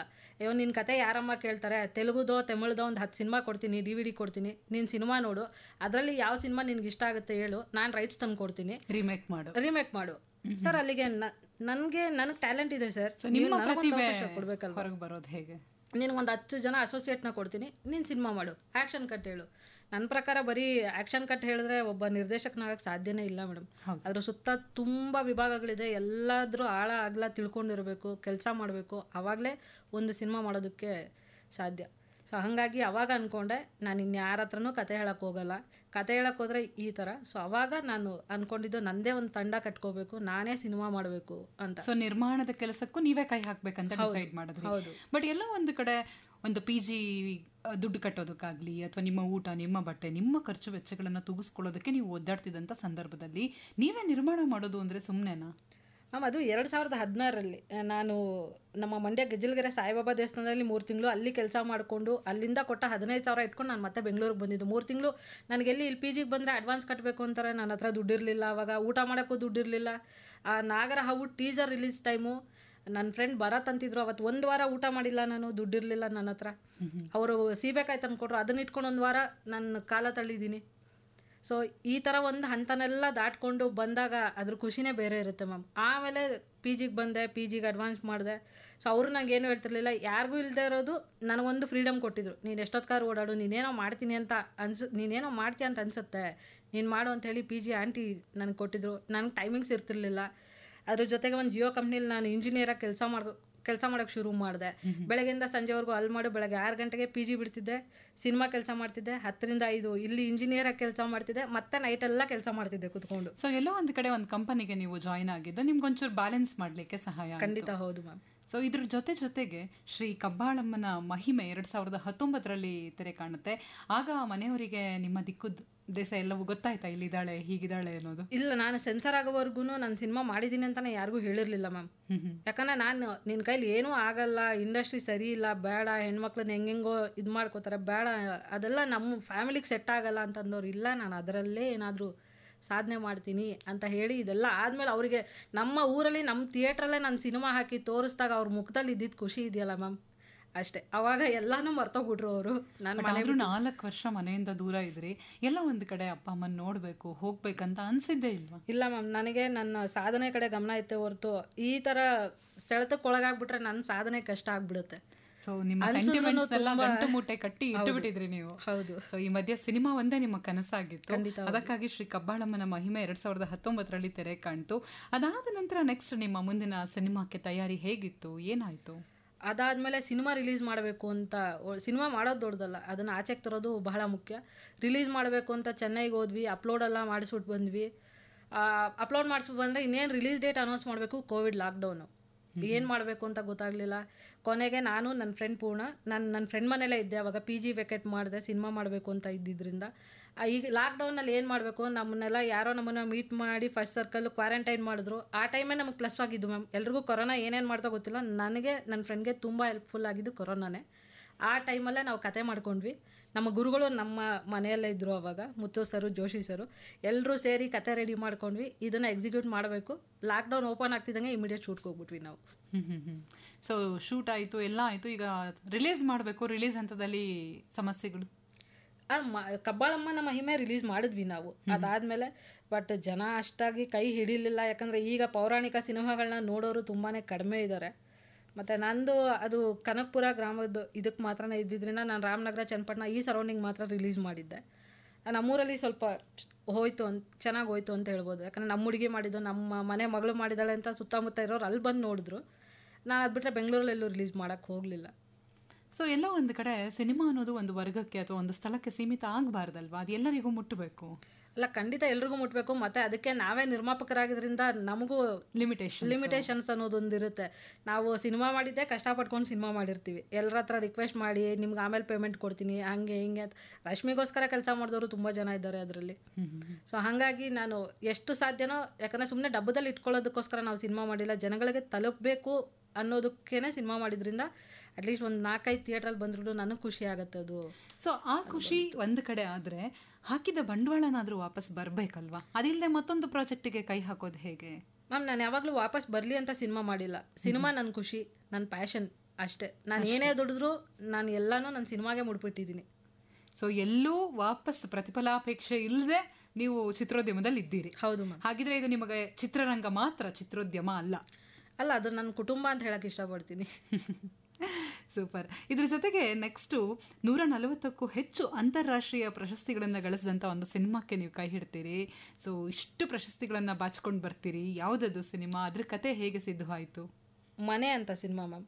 ಅದರ ನಿರ್ಮಾಪಕರು ಬಂದು TS ಕುಮಾರ್ ಅಂತ. ಅವರು ಅವ್ರ ಕಾಲೇಜ್ ಡೇಸಲ್ಲಿ ಡ್ರಾಮಾ ಮಾಡ್ತಿರ್ತಾರೆ. ಅದ್ರ ಕತೆ ಹೇಳ್ತಾರೆ, ಇದ್ರ ಸಿನಿಮಾ ಮಾಡಬೇಕು ಅಂತ ಅಂದ್ಕೊಂಡಿದ್ದಾರೆ. ಈ ಕತೆನೇ ನಾವು ಲಾಕ್ಡೌನಲ್ಲಿ ಸಿದ್ಧ ಮಾಡಿದ ಕತೆ. ಸೊ ಹಾಗಾಗಿ ಇದನ್ನೆಲ್ಲ ನಾವು ಕುತ್ಕೊಂಡು ರೆಡಿ ಮಾಡ್ತೀವಿ, ಶೂಟಿಂಗ್ ಹೋಗಬೇಕು, ಎಲ್ಲ ತಯಾರಿ ಆಗುತ್ತೆ. ಲಾಕ್ಡೌನ್ ಮುಗಿತಿದ್ದಂಗೆ ನಾವು ಶೂಟ್ಗೆ ಹೋಗಿ ಶೂಟ್ ಮಾಡ್ಕೊಬರ್ತೀವಿ. ಇದು ಕಂಪ್ಲೀಟ್ ಉತ್ತರ ಕರ್ನಾಟಕದಲ್ಲಿ ಚಿತ್ರೀಕರಣ ಆಗುತ್ತೆ. ಹುಬ್ಳಿ ಮತ್ತು ನಲವಡಿ ಅನ್ನೋ ಒಂದು ಗ್ರಾಮ.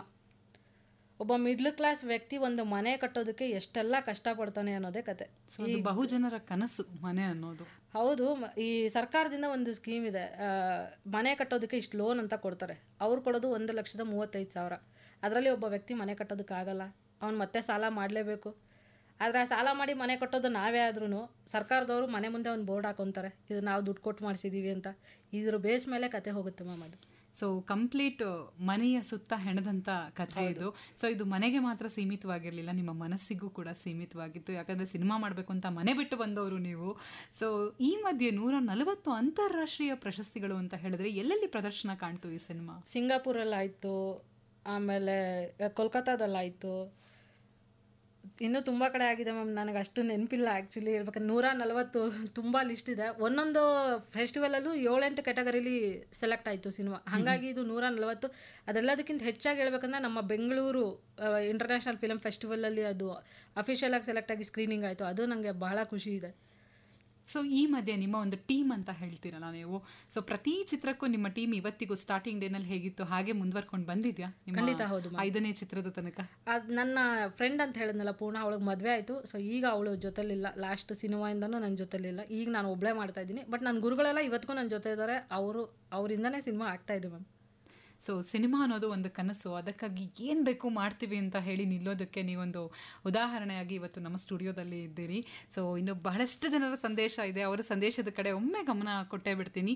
ಅನಂತರಾಜು ಗೋರ್ನಡಕು ಹಿರಿಯೂರಿನಿಂದ ರಶ್ಮಿ ಅವರೇ, ನೀವು ಈ ಕಾರ್ಯಕ್ರಮಕ್ಕೆ ಬಂದಿದ್ದಕ್ಕೆ ಖುಷಿ ಆಗ್ತಾ ಇದೆ ಅಂತ ಹೇಳಿ ಸಂದೇಶವನ್ನು ಕಳಿಸ್ಕೊಟ್ಟಿದ್ದಾರೆ. ಚಾಮರಾಜಪೇಟೆನಾ, ನಮ್ಮ ಚೈಲ್ಡ್ಹುಡ್ ಕೂಡ ಅದೇ ಏರಿಯಾದಲ್ಲೇ ಕಳೆದಿದ್ದು. ಸೊ ನಾನು ಕೂಡ ರಾಮ ಮಂದಿರ ಶಾಲೆಯಲ್ಲಿ ಓದಿದ್ದು. ಸೊ ನೀವು ನಮ್ಮ ಹುಡುಗಿಯಪ್ಪ ಇವಾಗ ಅಂತ ಹೇಳಿ ನಿಮಗೆ ಆಲ್ ದ ಬೆಸ್ಟ್ ಹೇಳ್ತಾ ಇದ್ದಾರೆ ಸುಮಿತ್ರಾ ಅವರು ಸಂಡೂರಿನಿಂದ. ನಿಮ್ಮ ಕನ್ನಡದ ಅಭಿಮಾನಕ್ಕೆ ಶರಣಾರ್ಥಿ ಅಂತ ಹೇಳಿ ಶಿವಣ್ಣ ಕಮನಕೆರೆ ಹುಂಡಿ ಮೈಸೂರಿನಿಂದ ಸಂದೇಶವನ್ನು ಕಳಿಸಿಕೊಟ್ಟಿದ್ದಾರೆ. ಜೊತೆಗೆ ಸಂದೇಶವನ್ನು ಕಳಿಸಿ ಹೇಳ್ತಿದ್ದಾರೆ ಸುಬ್ರಹ್ಮಣ್ಯ ಜಯಂತ್ ಬೆಂಗಳೂರಿನಿಂದ, ಖಂಡಿತವಾಗಿ ಕನ್ನಡ ಮೀಡಿಯಂನಲ್ಲಿ ಓದಿ ನಾವೇ ಕನ್ನಡನ ನೆಟ್ಟಗೆ ಮಾತಾಡೋದಿಲ್ಲ, ಅಂಥದ್ರಲ್ಲಿ ನೀವು ಕನ್ನಡ ಮಾಧ್ಯಮದಿಂದ ವಾಪಸ್ ಇಂಗ್ಲೀಷ್ ಮೀಡಿಯಮ್ಗೆ ಹೋಗ್ತೀರಿ. ಸೊ ಅಲ್ಲಿ ನೀವು ಡಿಸ್ಟಿಂಕ್ಷನಲ್ಲಿ ಪಾಸ್ ಆಗ್ತೀರಿ ಅಂತ ಹೇಳ್ತೀರಿ. ಸೊ ಭಾಷೆ ಕಲಿಯೋದಕ್ಕೆ ನಿಜವಾಗಿಯೂ ಮೆಚ್ಚಬೇಕು ನಿಮ್ಮ ಸಾಹಸನ ಅಂತ ಹೇಳಿ ಸಂದೇಶವನ್ನು ಕಳಿಸ್ಕೊಟ್ಟಿದ್ದಾರೆ. ಹಾಗೆ ಸಂದೇಶ ಕಳಿಸಿದ್ದಾರೆ, ಆಕಸ್ಮಿಕ ಚಿತ್ರದ ಹಾಡು ನಿಮಗಷ್ಟೇ ಅಲ್ರಿ, ನಮಗೂ ಕೂಡ ಫೇವ್ರೆಟ್ಟು ಅಂತ ಹೇಳಿ ಶಾನ್ ಅಗಲ್ಕೆರೆಯಿಂದ ಹೇಳ್ತಾ ಇದ್ದಾರೆ. ಹಾಗೆ ಸಂದೇಶವನ್ನು ಕಳಿಸಿ ಹೇಳ್ತಾ ಇದ್ದಾರೆ ರಶ್ಮಿ ಅವ್ರಿಗೆ ಒಂದು ಸಂದೇಶ. ಸೊ ಕನ್ನಡ ಅನ್ನೋದು ಏನಿದೆ, ಆ ಒಂದು ಸಾಹಿತ್ಯದ ಒಂದು ಘಮ ಎಲ್ಲರಿಗೂ ಪಸರಿಸಬೇಕು. ಕನ್ನಡ ಸಾಹಿತ್ಯ ಪರಿಷತ್ತಿನ ಸದಸ್ಯರಾಗೋದಕ್ಕೆ ಎಲ್ಲರೂ ಕೂಡ ಮುಂದೆ ಬರಬೇಕು. ಸೊ ನಾವು ಕೂಡ ನಿಮ್ಮ ಮೂಲಕ ಈ ಒಂದು ಮನವಿಯನ್ನು ಎಲ್ಲರಿಗೂ ಮಾಡ್ತಾ ಇದ್ದೀವಿ ಅಂತ ಹೇಳಿ ಸಂದೇಶವನ್ನು ಕಳಿಸ್ಕೊಟ್ಟಿದ್ದಾರೆ. ಭೇಟಿ ಮಾಡ್ತೀನಿ ಸರ್. ಶಕುಂತಲಾ ಶಂಕರ್ ಮಂಡ್ಯದಿಂದ ಸಂದೇಶ ಕಳಿಸಿದ್ದಾರೆ. ರಶ್ಮಿ ಮೇಡಮ್ ಹೇಗಿದ್ದೀರಾ? ನಿಮ್ಮ ಮಾತು ಇಷ್ಟವಾಗ್ತಾ ಇದೆ, ಇದ್ರ ಜೊತೆಗೆ ಮಂಡ್ಯದವರು ನೀವು, ನಿಮ್ಮ ಇಷ್ಟವಾದ ಊಟದ ಬಗ್ಗೆ ಮಾತಾಡಲಿಲ್ಲ ಅಂದರೆ ಕಾರ್ಯಕ್ರಮ ಫುಲ್ ಆಗೋದಿಲ್ಲ. ಏನಿದೆ ನಿಮ್ಮ ಫೇವ್ರೆಟ್ ಫುಡ್ ಅದ್ರ ಬಗ್ಗೆ ಹೇಳಿ, ಜೊತೆಗೆ ನಿಮಗೆ ಆಲ್ ದ ಬೆಸ್ಟ್ ಅಂತ ಹೇಳ್ತಾ ಇದ್ದಾರೆ. ಮಂಡ್ಯ ಅಂದರೆ ಮ್ಯಾಕ್ಸಿಮಮ್ ಹೇಳೋದೇ ನಾವು ರಾಗಿ ಮುದ್ದೆ ಅಂತ ಹೇಳಿ. ರಾಗಿ ಮುದ್ದೆ ಉಪ್ಸಾರು, ರಾಗಿ ಮುದ್ದೆ ಉಪ್ಸಾರು. ಸೊ ಅದರಲ್ಲಿ ಹುಳಿಕಾಳು ಉಪ್ಸಾರು, ಎಷ್ಟು ವೆರೈಟಿ, ಸೊಪ್ಪಿನ ಉಪ್ಸಾರು ಬಹಳ ಇಷ್ಟ ನನಗೆ. ನಂಗಂತೂ ಬಾಯಲ್ಲಿ ನೀರು ಬರ್ತಾ ಇದೆ. ಇದರ ಜೊತೆಗೆ ಸಂದೇಶವನ್ನು ಕಳಿಸ್ಕೊಟ್ಟಿದ್ದಾರೆ. ಮಂಡ್ಯದ ಪ್ರತಿಭೆ ಹೇಗೋ ಕಷ್ಟಪಟ್ಟು ಎಲ್ಲ ಕಡೆ ಮುನ್ನುಗ್ಗಿ ಇಲ್ಲಿ ತನಕ ಬೆಳೆದು ಬೆಳಕಿಗೆ ಬಂದು ನಿಂತಿದ್ದೀರಿ, ನಿಮಗೆ ನಮ್ಮ ಅಭಿನಂದನೆಗಳು. ಸೊ ನೀವು ನಿಮ್ಮ ಮುಂದಿನ ಜೀವನಕ್ಕೆ ಯಶಸ್ಸು ಸಿಗಲಿ ಅಂತ ಹೇಳಿ ಹರೀಶ್ ಮಲ್ಲೇಶ್ವರಂನಿಂದ ಸಂದೇಶವನ್ನು ಕಳಿಸ್ಕೊಟ್ಟಿದ್ದಾರೆ. ಹಾಗೆ ರಮ್ಯಾ ಅವ್ರ ಜೊತೆ ನೀವೇನಾದರೂ ಸ್ಕ್ರೀನ್ ಶೇರ್ ಮಾಡುವಂಥ ಅವಕಾಶ ಸಿಕ್ಕಿದ್ರೆ ಮಾಡ್ತೀರಾ ಅಂತ ಈ ರಮ್ಯಾ ಅಲ್ಲ, ಮೋಹಕ ತಾರೆ ರಮ್ಯಾ ಬಗ್ಗೆ ಕೇಳಿದ್ದಾರೆ. ನಾಗಪತಿ ವಿ ಹೆಗಡೆ ಅವರು SN ನಗರ್ ಸಾಗರದಿಂದ ಸಂದೇಶ ಕಳಿಸ್ಕೊಟ್ಟಿದ್ದಾರೆ. ಇಲ್ಲ ಸರ್, ನಾನು ತೆರೆ ಹಿಂದೆ ಇದ್ದು ಕೆಲಸ ಮಾಡೋದಕ್ಕೆ ಇಷ್ಟಪಡ್ತೀನಿ, ತೆರೆ ಮುಂದೆ ಬರೋದಕ್ಕೆ ಇಷ್ಟ ಇಲ್ಲ ನನಗೆ. ಹಾಗಿದ್ರೆ ಇವರು ತೆರೆಯ ಹಿಂದೆ ಅಷ್ಟೇ ಇವರ ಕೆಲಸವನ್ನು ನೀವು ಕಾಣಬಹುದು. ರಮ್ಯಾ ಅವ್ರ ಜೊತೆ ಆಕ್ಟ್ ಮಾಡೋಕೆ ಅವಕಾಶ ಸಿಕ್ಕಿದ್ರು ತೆರೆ ಹಂಚ್ಕೊಳ್ಳೋದಿಲ್ಲ. ನಾನು ಮೋಹಕ ತಾರೆನ ಎಷ್ಟು ಸುಂದರವಾಗಿ ತೋರಿಸ್ಬೋದು ಅಷ್ಟ್ರ ಮಟ್ಟಿಗೆ ನಾನು ತೋರಿಸೋದಕ್ಕೆ ಪ್ರಯತ್ನ ಪಡ್ತೀನಿ, ಅಷ್ಟು ಮಾತ್ರ ಹೇಳಬಲ್ಲೆ. ಖಂಡಿತ, ಆದಷ್ಟು ಬೇಗ ಆ ದಿನ ನಮಗೂ ಸಿಗಲಿ.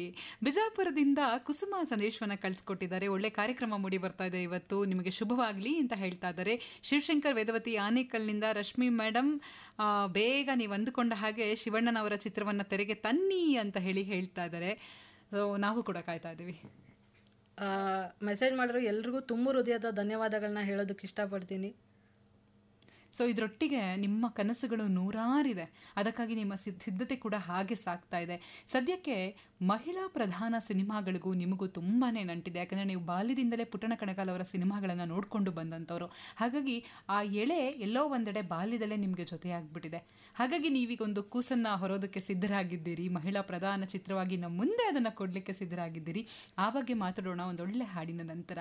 ಸೊ ನಿಮ್ಮ ಪ್ರಶ್ನೆ, ನಿಮ್ಮ ವಿಶ್ವಾಸ ಏನೇ ಇದ್ರೂ ಖಂಡಿತ ನೀವು ನಮಗೆ ವಾಟ್ಸಪ್ ಮೂಲಕ ಕಳಿಸ್ಬೋದು. 9480901013 ನಮ್ಮ ನಂಬರ್. ಕೇಳುಗರೆ, ಯಾವತ್ತಿಗೂ ಸಿದ್ಧವೋ ಸಿದ್ಧ ಕನ್ನಡದ ಯಾವುದೇ ಕೆಲಸಕ್ಕಾಗಲಿ, ಅದರಲ್ಲೂ ಕನ್ನಡ ಚಿತ್ರಗಳ ಕೆಲಸಕ್ಕಾಗಲಿ ಅಂತ ಹೇಳಿ ನಿಂತವರು ನೀವು. ಇದರ ಮಧ್ಯೆ ಮಹಿಳಾ ಪ್ರಧಾನ ಚಿತ್ರಗಳ ಸಂಖ್ಯೆ ವಿರಳ ಆಗ್ತಾ ಇದೆ ಕನ್ನಡದಲ್ಲಿ. ಎಲ್ಲೋ ಒಂದು ಕಡೆ ಆ ಕೊರಗು ಕಾಡ್ತಾ ಇದೆ, ನಮಗೆ ಸ್ತ್ರೀ ಪ್ರಧಾನ ಚಿತ್ರಗಳಿಗೆ ಸಿಗ್ತಾ ಇಲ್ಲ, ಎಲ್ಲೋ ಒಂದು ಕಡೆ ಹೀರೋಯಿಸಮ್ಗೆ ಜಾಸ್ತಿ ಪ್ರಾಮಿನೆನ್ಸ್ ಇದೆ ಅನ್ನುವಂಥದ್ದು. ಇದನ್ನು ಬ್ರೇಕ್ ಮಾಡೋದಕ್ಕೆ ನೀವೀಗ ಹೊರಟಿದ್ದೀರಿ. ಸೊ ಸಂಪೂರ್ಣವಾಗಿ ಅರಳದ, ಈ ಕಡೆ ಸಂಪೂರ್ಣ ಮೊಗ್ಗು ಅಲ್ಲದ ಒಂದು ಸುಮಾಳನ್ನು ನಮಗೆ ಪರಿಚಯ ಮಾಡೋದಕ್ಕೆ ಹೊರಟಿದ್ದೀರಿ. ಆ ಬಗ್ಗೆ ಹೇಳಿ. ಖಂಡಿತ ಹೌದು ಮ್ಯಾಮ್. ಈಗ ಮಾಡ್ತಿರೋವಂಥ ಚಿತ್ರದ ಹೆಸರು ಸುಮಾ ಅಂತ ಹೇಳಿ.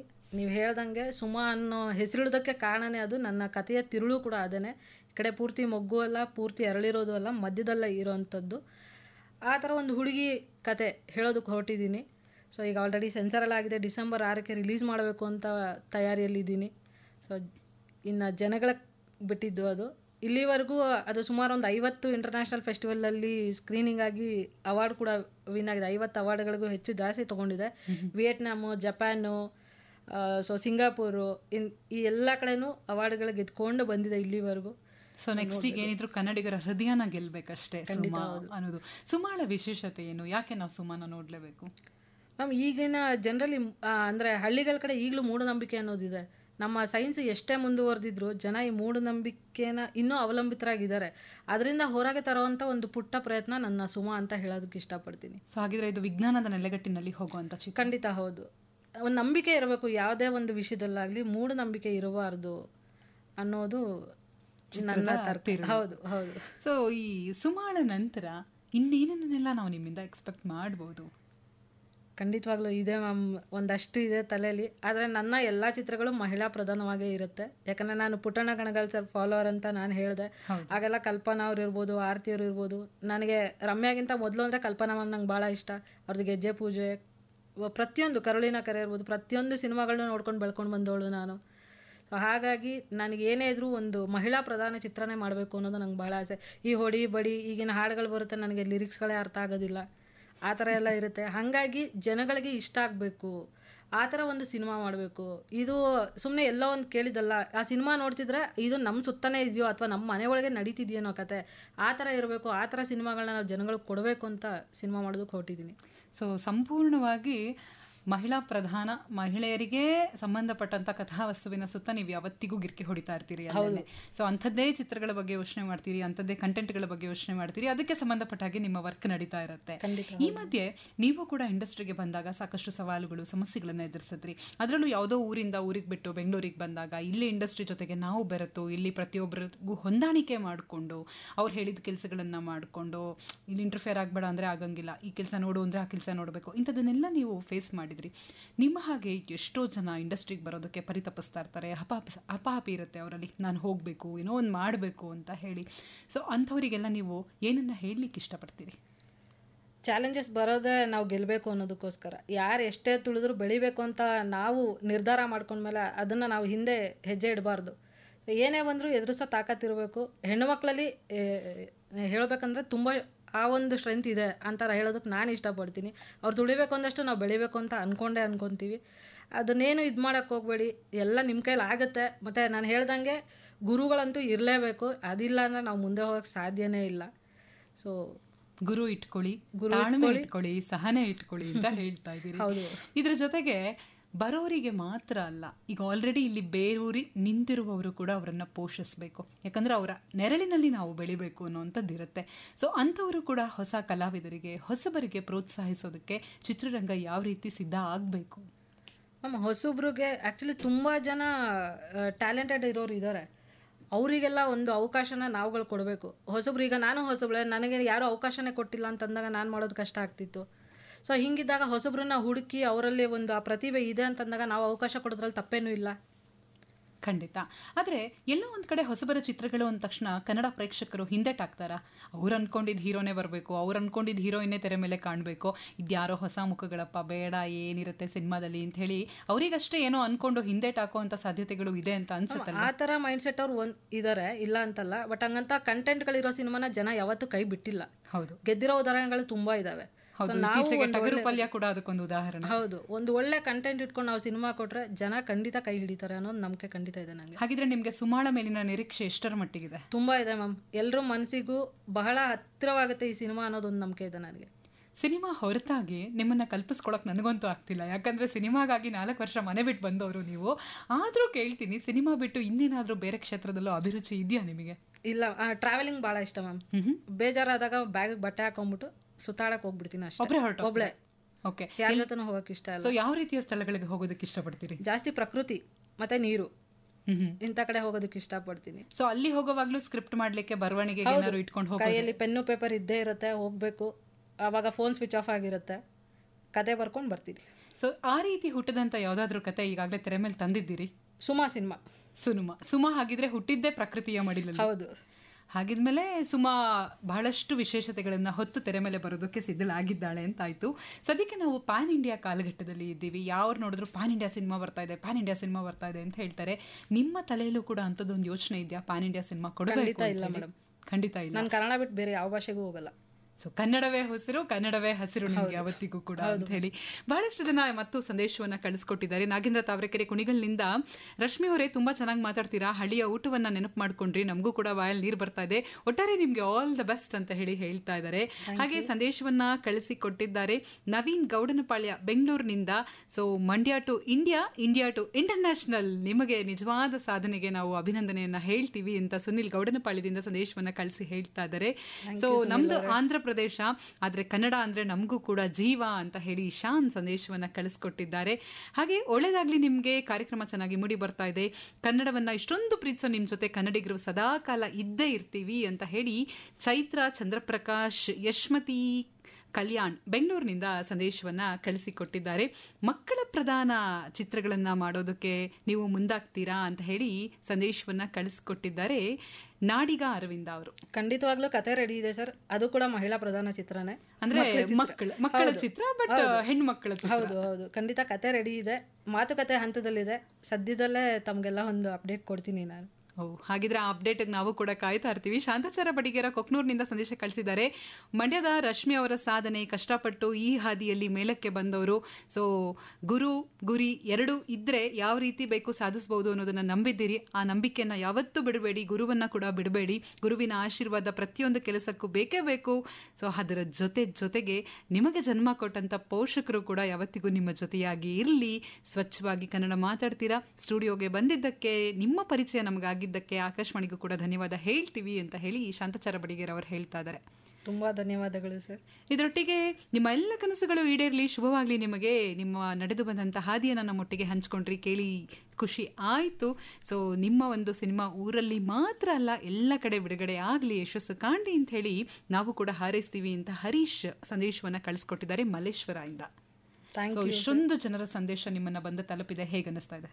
ಬಹಳ ಖುಷಿ ಆಗ್ತದೆ. ಮೊದಲನೇದಾಗಿ ಇಂಥ ಒಂದು ಅವಕಾಶ ಕೊಟ್ಟಿದ್ದಕ್ಕೆ ಆಕಾಶವಾಣಿಯವರಿಗೆ ನಾನು ತುಂಬು ಹೃದಯದ ಧನ್ಯವಾದಗಳನ್ನ ಹೇಳೋದಕ್ಕೆ ಇಷ್ಟಪಡ್ತೀನಿ. ಇದರೊಟ್ಟಿಗೆ ಮತ್ತೊಂದು ಸಂದೇಶ ಈಗ ಬಂತು ಮಾದನ ಹಿಪ್ಪರಗಿಯಿಂದ ಶಿವಲಿಂಗಪ್ಪ ಭದ್ರೆ ಮತ್ತು ಮನೆಯವರು.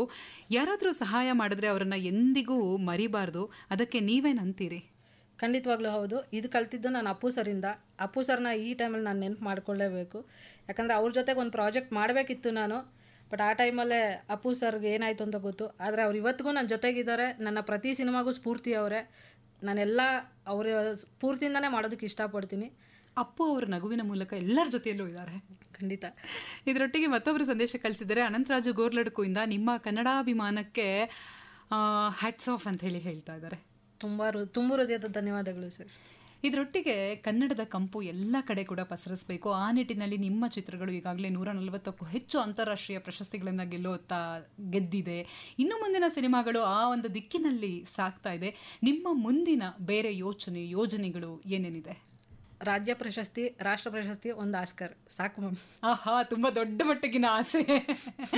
ಆದರೆ ಖಂಡಿತ ನಿಮ್ಮಂಥ ಕಲಾವಿದರು, ಆಸಕ್ತಿ ಇರುವಂಥವ್ರು, ಚಿತ್ರೋದ್ಯಮವನ್ನೇ ಉಸಿರಾಗಿಸಿಕೊಂಡಿರುವಂಥವ್ರು ಈ ಯಶಸ್ಸಿನತ್ತ ಸಾಗಲೇಬೇಕು. ಅದು ಖಂಡಿತ ನಿಮ್ಗೆ ಆದಷ್ಟು ಬೇಗ ದಕ್ಕಲಿ ಅಂತ ಹೇಳಿ ನಾವು ಕೂಡ ಆಕಾಶವಾಣಿ ಜೊತೆಗೆ ನಮ್ಮ ಕೇಳುಗರ ಮುಖೇನ ನಿಮಗೆ ಹಾರೈಸ್ತೀವಿ.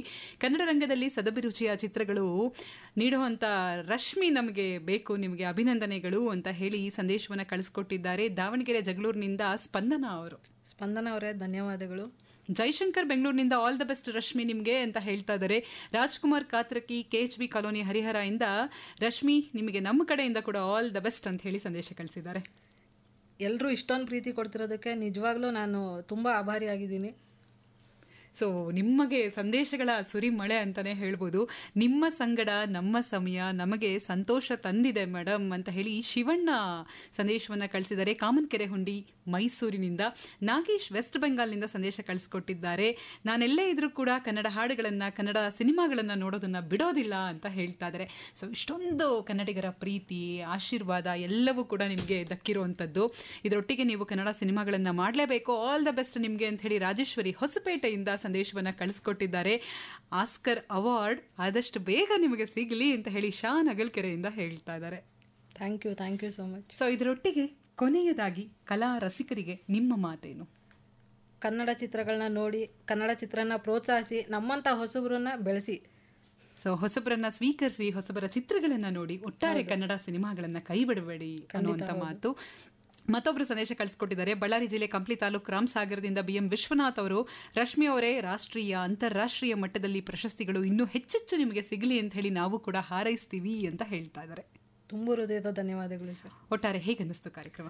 ತುಂಬ ಖುಷಿ ಆಯಿತು. ಮೊದಲಾಗಿ ಬರಬೇಕಾದ್ರೆ ನಂಗೆ ತುಂಬ ಭಯ ಆಗಿತ್ತು. ನಾನು ಯಾವತ್ತೂ ಈ ಥರ ಇದಕ್ಕೆಲ್ಲ ಹೋಗೋದೇ ಇಲ್ಲ. ನಾನು ಮೈಕ್ ಅಂದ್ರೇ ಭಯ. ನನಗೆ ಪ್ರಾರಂಭದಲ್ಲೇ ಹೇಳಿದ್ರಿ ನೀವು ಮೈಕ್ ಅಂದ್ರೇ ಭಯ. ಸೊ ನಾನು ಯಾವಾಗಲೂ ತೆರೆ ಹಿಂದೆ ಇರೋದಕ್ಕೆ ಇಷ್ಟಪಡ್ತೀನಿ. ಸ್ಟೇಜ್ ಮೇಲೆ ಹೋದ್ರೂ ಮೈಕ್ ಕೊಟ್ಟರೆ ಗಡಗಡ ಅಂತ ನಡಕ್ತಾ ಇರ್ತೀನಿ. ಮತ್ತು ನನಗೆ ಬೇರೆ ಭಾಷೆ ಬರೋಲ್ಲ. ಇಂಗ್ಲೀಷ್ ಅಂದ್ರೂ ನಾನು ಬಟ್ಲರ್ ಇಂಗ್ಲೀಷ್ ಅಂತಲೇ ಹೇಳ್ಬೋದು. ನಾನು ಕನ್ನಡ ಎಲ್ಲೇ ಹೋದ್ರೂ, ಮತ್ತು ನನಗೆ ಡೆಹ್ರಾಡೂನಲ್ಲಿ ಹೋದಾಗಲೂ ನಾನು ಕನ್ನಡದಲ್ಲೇ ಮಾತಾಡಿ ಬಂದಿದ್ದೆ. ಪಾಪ ಅವ್ರಿಗೆ ಏನು ಅರ್ಥ ಆಯಿತು ಆಗಲಿಲ್ವೋ ಗೊತ್ತಿಲ್ಲ. ಸೊ ಹಿಂಗೆ ನನಗೆ ಅರ್ಥ ಆಯ್ತೋ ಬಿಡ್ತೋ, ಕನ್ನಡದ ಕಂಪನ್ನ ಪಸರಿಸಿ ಬಂದಂತ ಆತ್ಮತೃಪ್ತಿ ನಮಗಿರುತ್ತೆ ಅಲ್ವೇ? ಸೊ ಕನ್ನಡ ಕನ್ನಡ ಕನ್ನಡ ಬನ್ನಿರಿ ನಮ್ಮ ಸಂಗಡ ಅನ್ನುವ ಹಾಗೆ ರಶ್ಮಿ ಎಲ್ಲ ಕನ್ನಡಿಗರನ್ನ ಅವರೊಟ್ಟಿಗೆ ಕರೆದೊಯ್ಯುವಂಥ ಸಾಹಸವನ್ನ ಚಿತ್ರೋದ್ಯಮದ ಮೂಲಕ ಮಾಡ್ತಾ ಇದ್ದಾರೆ. ನಿಮ್ಮ ಮುಂದಿನ ಎಲ್ಲ ಪ್ರಾಜೆಕ್ಟ್ಸ್ ಕೂಡ ಯಶಸ್ಸು ಸಿಗಲಿ ಅಂತ ಹೇಳಿ ನಾವು ಕೂಡ ಹಾರೈಸ್ತೀವಿ. ಇಷ್ಟು ಶೆಡ್ಯೂಲಲ್ಲಿ ಸಮಯ ಮಾಡಿಕೊಂಡು ನಮಗಾಗಿ ನಮ್ಮ ಸ್ಟುಡಿಯೋಗೆ ಬಂದ್ರಿ. ಕಡೆಯದಾಗಿ ಮತ್ತೊಂದು ಸಂದೇಶ ನಿಮಗಾಗಿ ಬಂದಿದೆ. ಸೂಪರ್ ಆಗಿತ್ತು ಇವತ್ತಿನ ಕಾರ್ಯಕ್ರಮ ಅಂತ ಹೇಳಿ ಬೆನಕನಹಳ್ಳಿ ಹೊನ್ನಳ್ಳಿ ತಾಲೂಕಿನಿಂದ ಸಂದೇಶವನ್ನ ಕಳಿಸಿಕೊಟ್ಟಿದ್ದಾರೆ. Number ending with 2427. ಸೊ ಒಟ್ಟಾರೆ ಧನ್ಯವಾದಗಳು ನಮ್ಮ ಸ್ಟುಡಿಯೋಗೆ ಬಂದಿದ್ದಕ್ಕೆ. ನಿಮಗೂ ಕೂಡ ಮ್ಯಾಮ್ ಧನ್ಯವಾದ. ತುಂಬ ಚೆನ್ನಾಗಿತ್ತು ಕಾರ್ಯಕ್ರಮ. ಅದರಲ್ಲೂ ನಾನು ತುಂಬ ಇಷ್ಟಪಡೋ ಹೆಸರನ್ನೇ ನೀವು ಇಟ್ಕೊಂಡಿದ್ದೀರಾ, ಅದು ಇನ್ನೂ ಖುಷಿ ಆಯಿತು. ತುಂಬ ಹೃದಯದ ಧನ್ಯವಾದಗಳು ಮ್ಯಾಮ್. ಧನ್ಯವಾದಗಳು. ಇದಾಗಿತ್ತು ಇವತ್ತಿನ ಸಿನಿದನಿಯ ಮಾತುಕತೆ. ನಿಮಗೆ ಖುಷಿ ಕೊಟ್ಟಿದೆ ಅಂತ ಭಾವಿಸ್ತಾ ಕಾರ್ಯಕ್ರಮ ಮುಗಿಸ್ತಾ ಇದ್ದೀನಿ. ನಾನು ನಿಮ್ಮ ಜೊತೆಯಾಗೇ ಇದ್ದೀನಿ, ನಿಮ್ಮ ಆರ್ಜೆ ರಮ್ಯಾ. ಇಷ್ಟೊತ್ತು ಸ್ಟುಡಿಯೋದಲ್ಲಿ ನಮ್ಮ ಜೊತೆಯಾಗಿದ್ರು ಕನ್ನಡ ಚಿತ್ರರಂಗದ ಉದಯೋನ್ಮುಖ ನಿರ್ದೇಶಕಿ, ನಿರ್ಮಾಪಕಿ ರಶ್ಮಿ. ಸಮಯ ಆಗಿದೆ 4:57:30. ಸಿನಿ ದನಿ ಕಾರ್ಯಕ್ರಮವನ್ನು ಮುಗಿಸುವಂಥ ಹಂತದಲ್ಲಿ ನಾವಿದ್ದೀವಿ. ಈ ಕಾರ್ಯಕ್ರಮದ ಸಂಪೂರ್ಣ ನಿರ್ವಹಣೆ ನಮ್ಮ ಕಾರ್ಯಕ್ರಮ ನಿರ್ವಾಹಕರಾದಂಥ ಫ್ಲೋರಿನ್ ರೋಷ್ ಅವರದ್ದು.